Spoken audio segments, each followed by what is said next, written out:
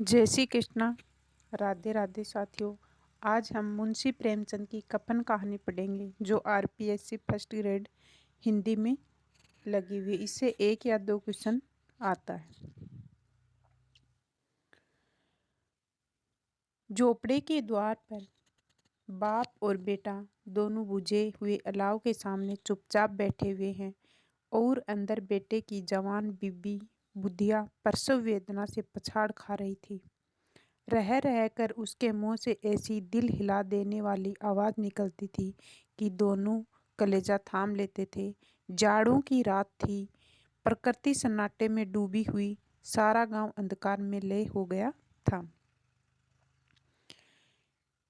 गीसू ने कहा, मालूम होता है बचेगी नहीं। सारा दिन दौड़ते ही गया। जा देख तो आ। यानी गीसू अपने बेटे को कहता है कि बचेगी तो नहीं, आप अंदर जाके देख के आओ। माधव, जो गीसू का बेटा था, चीढ़ कर बोला, मरना ही है तो जल्दी मर क्यों नहीं जाती? देख कर क्या करूं? अब गीसू कहता है, तू बड़ा बेदर्द है बे। साल भर जिसके साथ सुख चैन से रहा, उसी के साथ इतनी बेवफाई। तो मुझसे तो उसका तड़पना और हाथ पांव पटकना नहीं देखा जाता। यानी बाप और बेटा दोनों बातचीत कर रहे हैं। अंदर वो बुद्धिया, वो प्रसव पीड़ा में परेशान हो रही है। चमारों का कुनबा था। सारे गांव में बदनाम गीसू एक दिन काम करता तो 3 दिन आराम करता। माधव इतना कामचोर था कि आध घंटे काम करता तो घंटे भर चिलम पीता। इसलिए उन्हें कहीं मजदूरी नहीं मिलती थी। घर में मुट्ठी भर भी अनाज मौजूद हो तो उनके लिए काम करने की कसम थी। यानी वो काम करते ही नहीं थे। जब 2-4 फाके हो जाते, गीसू पेड़ पर चढ़कर लकड़ियां तोड़ लाता और माधव बाजार में बेच आता। और जब तक वे पैसे रहते, दोनों इधर उधर मारे मारे फिरते। जब फाके की नौबत आ जाती तो फिर लकड़ियां तोड़ते या मजदूरी की तलाश करते। गांव में काम की कमी न थी। किसानों का गांव था। मेहनती आदमी के लिए 50 काम थे। मगर इन दोनों को लोग उसी वक्त बुलाते जब दो आदमियों से एक का काम पाकर भी संतोष कर लेने के सिवा और कोई चारा न होता। विचित्र जीवन था इनका। घर में मिट्टी के 2-4 बर्तनों के सिवा कोई संपत्ति नहीं। फटे चीथड़ों से अपनी नग्नता को ढके हुए जिए जाते थे, संसार की चिंताओं से मुक्त। कर्ज से लदे हुए, गालियां भी खाते और मार भी खाते, मगर कोई भी गम नहीं। दीन इतने की वसूली की आशा न रहने पर भी लोग इन्हें कुछ न कुछ कर्ज दे देते थे। मटर आलू की फसल में दूसरों के खेतों से मटर या आलू उखाड़ लाते और भून बांध कर खा लेते, या 10-5 ऊस उखाड़ लाते और रात को चूसते। ये इनकी दिनचर्या थी। गीसू ने आकाशवर्ती से 8 साल की उम्र काट दी और माधव भी सपूत बेटे की तरह बाप ही के पचिन्हों पर चल रहा था। ये 8 नहीं, 60 साल की उम्र। यानी गीसू कितने वर्ष का था? 60 वर्ष का। बल्कि उसका नाम और भी उजागर कर रहा था। इस वक्त भी दोनों के अलावा अलाव के सामने बैठकर आलू भून रहे थे, जो कि किसी खेत से खोद लाए थे। गीसू की स्त्री का तो बहुत दिन हुए देहांत हो गया था। माधव का ब्याह पिछले साल हुआ था। जब से यह औरत आई थी, उसने इस खानदान में व्यवस्था की नींव डाली थी। पिसाई करके या घास छीलकर वह शेर भर आटे का इंतजाम कर लेती थी और इन दोनों बेगैरतों का दोजख बरती रहती थी। जब से वह आई, ये दोनों और भी आलसी और आराम तलब हो गए थे, बल्कि कुछ अकड़ने भी लगे थे। कोई कार्य करने को बुलाता तो निर्व्याज भाव से दुगनी मजदूरी मांगते। वही औरत आज प्रसव वेदना से मर रही थी और दोनों शायद इसी इंतजार में थे कि वह मर जाए तो आराम से सोए। यानी जो औरत उनका 2 टाइम पेट भरती थी, उसी का इंतजार कर रहे थे कि ये मर जाए तो हम आराम से सो जाएं। गीसू ने आलू निकालकर छीलते हुए कहा, जाकर देख तो क्या दशा है उसकी। चुड़ैल का फिसाद होगा और क्या। यहाँ तो ओझा भी 1 रुपया मांगता है। यानी घिसू या माधव दोनों की ऐसी स्थिति नहीं थी कि वो अपनी बहू का इलाज करा सकें। 1 रुपया भी इनके पास नहीं था। माधव को भय था कि वह कोठरी में गया तो घीसू आलूओं का बड़ा भाग साफ कर देगा। बोला, मुझे वहां जाते डर लगता है। डर किस बात का है, मैं तो यहाँ हूँ ही। ये बात कौन कहता है? घीसू। तो तुम ही जाकर देखो ना। माधव क्या कहता है कि तुम ही जाकर देखो। मेरी औरत जब मरी थी तो मैं 3 दिन तक उसके पास से हिला तक नहीं था, और मुझसे लजाएगी कि नहीं। जिसका कभी मुंह नहीं देखा आज उसका उघड़ा हुआ बदन देखूं। उसे तन की सुध भी तो न होगी। मुझे देख लेगी तो खुलकर हाथ पांव भी न पटक सकेगी। मैं सोचता हूँ कोई बाल बच्चा हो गया तो क्या होगा। सौंठ गुड़ तोल कुछ भी तो घर में नहीं है। घर में सब कुछ आ जाएगा, भगवान दे तो। जो लोग अभी एक पैसा नहीं दे रहे हैं वे कल बुला कर देंगे। मेरे 9 लड़के हुए, घर में कभी कुछ नहीं था, मगर भगवान ने किसी तरह बेड़ा पार ही लगाया। तो एग्जाम में क्वेश्चन पूछे जाते हैं, जैसे आ गए, मैं सोचता हूँ कोई बाल बच्चा होगा तो क्या होगा। तो ये कथन किसका है? ये कथन माधव का है। और ये सब कुछ आ जाएगा, भगवान दे तो, ये कथन किसका है? ये गीसू का है। जिस समाज में रात दिन मेहनत करने वालों की हालत उनकी हालत से बहुत कुछ अच्छी नहीं थी, नई न थी, और किसानों के मुकाबले में वे लोग जो किसानों की दुर्बलताओं से लाभ उठाना जानते थे कहीं ज़्यादा संपन्न थे, वहाँ इस तरह मनोवर्ती का पैदा हो जाना कोई अचरज की बात न थी। हम तो कहेंगे घीसू किसानों से कहीं ज़्यादा विचारवान था, जो किसानों के विचार सुनने समूह में शामिल होने के बदले बैठकबाजों की कुत्सित मंडली में जा मिला था। हाँ, उसमें यह शक्ति न थी कि बैठकबाजों के नियम और नीति का पालन करता, इसलिए जहाँ उसकी मंडली के और गांव के सरगना और मुखिया बने हुए थे, उस पर सारा गांव अंगुली उठाता था। फिर भी उसे यह तकसीन तो थी कि अगर वह पटेहाल है तो कम से कम उसे किसानों की सी जी तोड़ मेहनत तो नहीं करनी पड़ती। उसकी सरलता और निर्हिता के से दूसरे लोग बेजा फायदा तो नहीं उठाते। यानी ये बात गीसू सोच रहा है। गीसू के बारे में बताई गई कि वो कोई काम नहीं करता, बाकी जो किसान काम करते थे उनकी हालत भी गीसू से अच्छी नहीं थी। तो गीसू सोच रहा कम से कम मुझे काम तो नहीं करना पड़ रहा है। हालत तो खराब है लेकिन काम तो नहीं करना पड़ रहा है। दोनों आलू निकाल निकाल कर जलते जलते खाने लगे। कल से कुछ नहीं खाया, इतना सब्र न था कि उन्हें ठंडा हो जाने दें। कई बार दोनों की जबानें जल गई। छिल जाने पर आलू का बाहरी हिस्सा तो बहुत ज़्यादा गर्म न मालूम होता, लेकिन दांतों के तले उड़ पड़ते ही अंदर का हिस्सा जबान, हलक और तालू को जला देता था। और उस अंगारे को मुंह में रखने से ज़्यादा खैरियत इसी में थी कि वह अंदर पहुंच जाए। वहाँ उसे ठंडा करने के लिए काफ़ी सामान थे, इसलिए दोनों जलद जलद निकल जाते। हालांकि इस कोशिश में उनकी आंखों से आंसू निकल आते। यानी आलू को ठंडा नहीं कर रहे थे, गरम गरम ही खा रहे थे। गीसू को उस वक्त ठाकुर की बारात की याद आई जिसमें 20 साल पहले गया था। तो गीसू ठाकुर की बारात में कब गया था? 20 साल पहले। उस दावत में उसे जो तृप्ति मिली थी उसके जीवन में एक याद रखने लायक बात थी, और आज भी उसकी याद ताज़ा थी। बोला, वह भोज नहीं भूलता। तब से फिर उस तरह का खाना और भरपेट नहीं मिला। लड़की वालों ने सबको भरपेट पूरियाँ खिलाई थी। सबको, छोटे बड़े, सबने पूरियाँ खाई। असली घी की चटनी, रायता, 3 तरह के सूखे साग, एक रसेदार तरकारी, दही, मिठाई। अब क्या बताऊं कि इस भोज में क्या स्वाद मिला। कोई रोक टोक नहीं थी। जो चीज़ मांगो, जितना चाहो खाओ। लोगों ने ऐसा खाया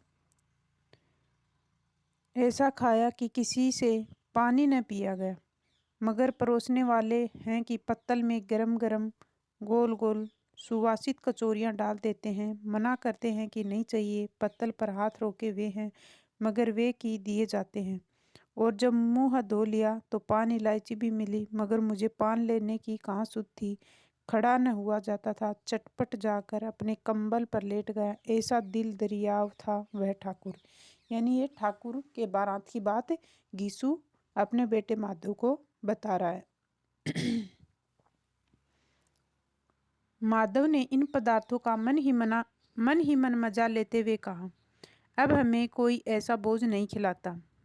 अब क्या कोई क्या खिलाएगा। ये जमाना दूसरा था, वह जमाना दूसरा था।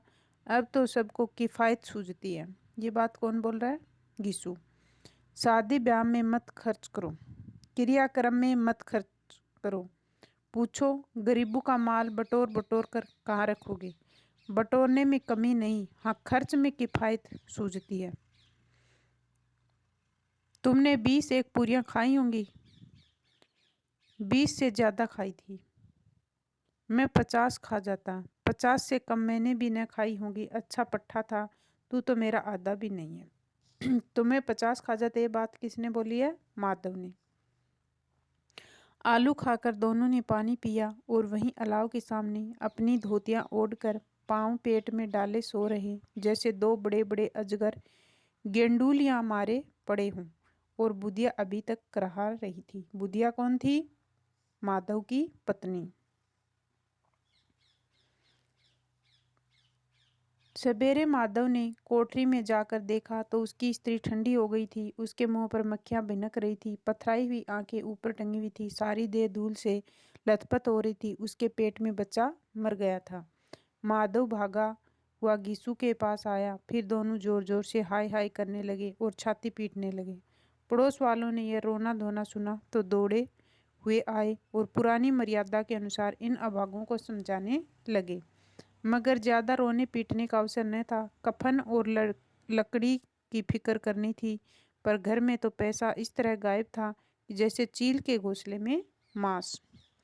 बाप बेटे रोते हुए गांव के जमींदार के पास गए। वह इन दोनों की सूरत से नफरत करते थे। कई बार इन्हें अपने हाथों पीट चुके थे, चोरी करने के लिए, वादे पर काम पर न आने के लिए। पूछा, क्या बे गिसुआ, रोता क्यों है? अब तो तू कहीं दिखाई भी नहीं देता। मालूम होता इस गांव में रहना नहीं चाहता। गीसू ने जमीन पर सिर रखकर आंखों में आंसू भरे हुए कहा, सरकार बड़ी विपत्ति में हूँ। माधव की घरवाली रात को गुजर गई। रात भर तड़पती रही सरकार। हम दोनों उसके सिराने बैठे रहे। दवा दारू जो कुछ हो सका सब कुछ किया। मुद्दा हुआ वह दगा दे गई। अब कोई एक रोटी देने वाला भी न रहा। मालिक तबाह हो गए। घर उजड़ गया। आपका गुलाम हूँ। अब आपके सिवा कौन उसकी मिट्टी उठेगी? आपके सिवा किसके द्वार पर जाऊं? देखो कितनी झूठ बोल रहा है गीसू कि हम बैठे रहे, वो दगा दे गई और इन्होंने उसको संभाला ही नहीं। जमींदार साहब दयालु थे, मगर घीसू पर दया करना काले कंबल पर रंग चढ़ाना था। जी में तो आया कि कह दे चल दूर हो यहाँ से। यूँ तो बुलाने से भी नहीं आता। आज जब गरज पड़ी है तो आकर खुशामद कर रहा है।